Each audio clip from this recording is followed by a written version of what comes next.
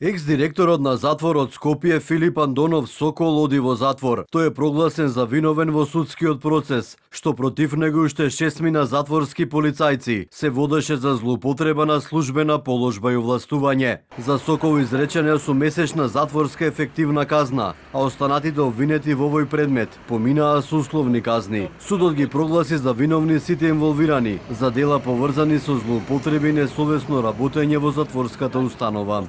Обвинетиот ФА за кривичното дело злоупотреба на службената положба и овластување од член 353 став 5 во врска со став 1 во врска со член 45 и член 22 од кривичниот законник, судот го осуди на казна затвор во траење од 8 месеци. Филип Андонов Сокол е актуелен член на извршниот одбор на опозицијската СДСМ. По објавената пресуда следуваа меѓусебни обвинувања на власта и опозицијата. Од СДСМ ја обвини актуелната власт дека преку нарачани судски пресуди врши директна репресија врз партиски функционери до опозицијата.